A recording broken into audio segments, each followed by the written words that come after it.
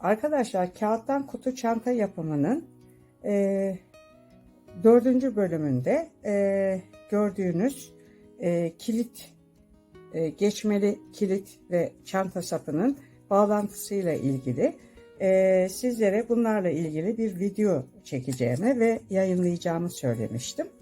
Şimdi arkadaşlar, size hem şu çanta sapının nasıl yapıldığını, bir de kilidi, böyle geçmeli kilidi ne şekilde yaptığımı anlatır bir video yapacağım.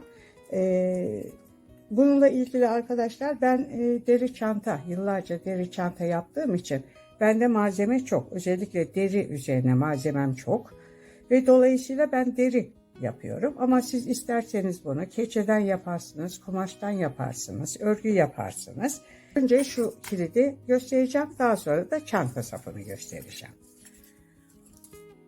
Arkadaşlar, şimdi o çantada benim elimde şu şekilde bavullarda kullanılan, genelde ya da ne bileyim dağcıların kullandıkları bu geçmeli kilitler vardır. Şu büyük boyu var, şu orta boy, şu da şöyle metalik olarak elimde 3 boy, hatta bir küçük daha var ama o da çok minik olduğu için kullanmıyorum. Ben şu anda şu miniyi kullanacağım, size göstereceğim. Bunu yapmak için arkadaşlar şu şekilde şöyle bir deri parçası kestim. Uç kısımları şöyle biraz dekoratif olsun diye bu şekilde meyilli kestikten sonra şöyle yapıyorum arkadaşlar. Birini bu tarafa takıyorum. Diğerini de buna takıyorum. Şu şekilde. Ve bunları taktıktan sonra arkadaşlar bunları deliyorum. Ben deri kullandığım için delerek yapacağım. Siz dediğim gibi kumaş kullanırsanız normal yaparsınız. Bunu arkadaşlar şu şekilde çivilerim var. Delme çivim var. Bu şekilde bunu deleceğim ve sonra dikeceğim.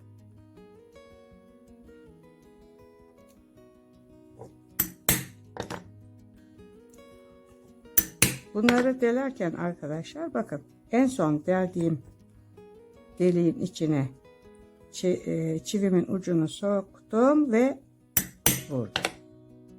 Bu şekilde bunu deliyoruz.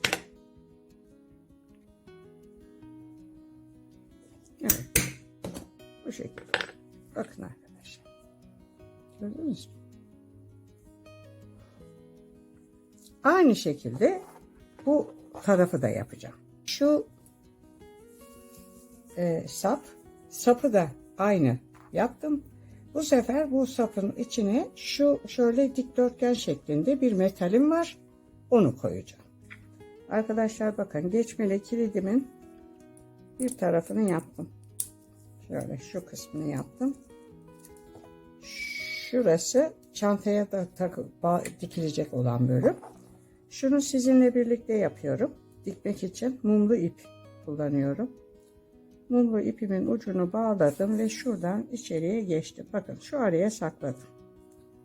Buradan ikinci delikten içeriye girdim. Saya dikişi dikeceğim arkadaşlar, ama dönerek, karşılıklı çift iğne değil de tek iğneyle. Tekrar buraya geçiyorum. Bakın, düğüm içeride kaldı, gördünüz mü?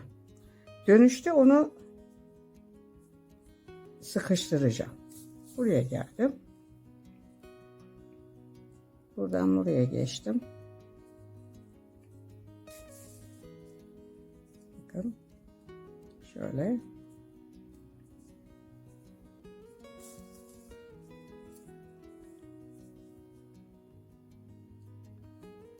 Bir bırakıp birine giriyorum. Dönüşte de dikilmedik yerleri kapatacağım. Şuraya geldim. Bakın. Şimdi ben pratik olsun diye böyle hepsini dikip size göstereceğim. Normalde arkadaşlar, ben bu işi yaparken eğer çantaya tutturuyorsam bu şekilde bırakıyorum. Bu şekilde bırakıyorum ve çantanın üstüne dikerken şu aralardan atlayarak dikiyorum. Ama bu sefer öyle yapmayacağım size. Bunu göstermek buradaki amacım olduğu için.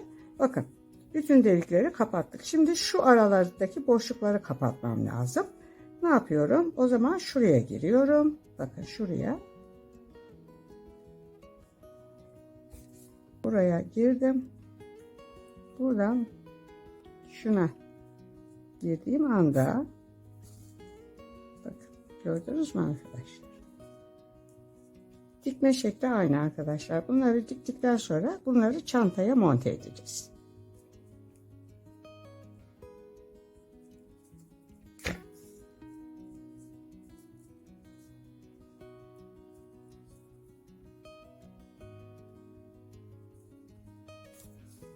Bakın. Şimdi buradan içeriye girdim.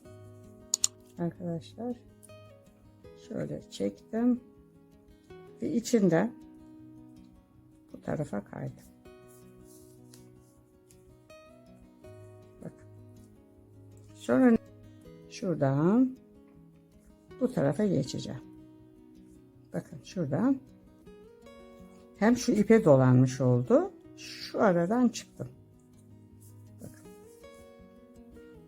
Ve artık bunu ne yapıyorum? Kesiyorum.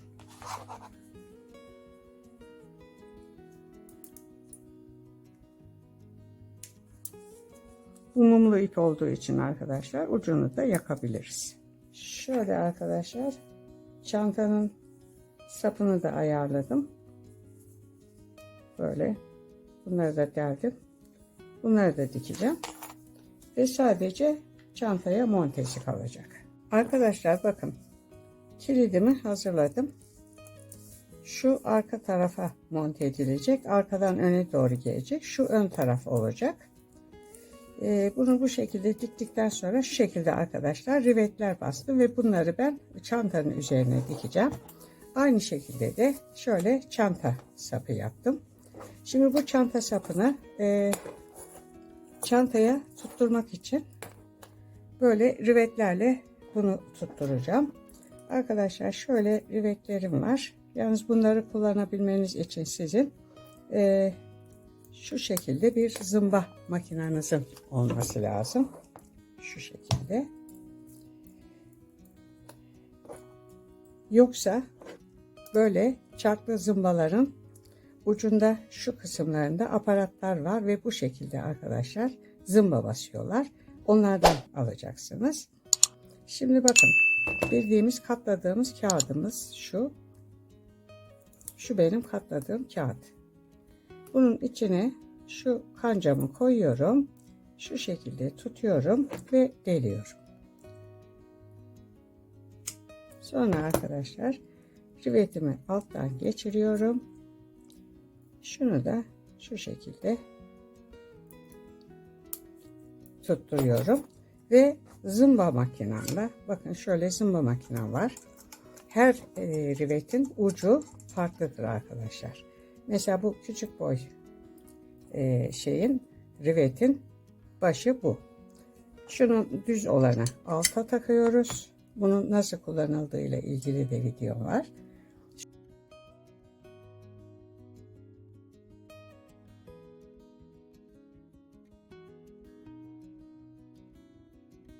Şu vidalı olanı da üste takıyoruz ve bunu dilediğimiz gibi her boy rivet, zımba bu makinede basılabilir. Şu şekilde ortalıyorum. 1 2 şöyle 1 2 şunu deleceğim. Diğerini de buraya. Şu şekilde deldim. Rivetimin çıkarttım ve buradan yukarıya aşağıdan taktım yukarıya doğru. Şu çarklı zımbanın arkadaşlar ucunda aparatı olan böyle pratik şeyler var. Zımba makineleri var. Onlardan alırsanız daha iyi olur. Hani zamanında benim zamanımda yoktu. Bu büyük makine vardı.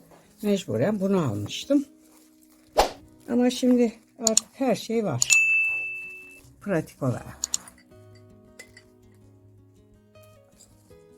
Şimdi evet. Bu şekilde arkadaşlar.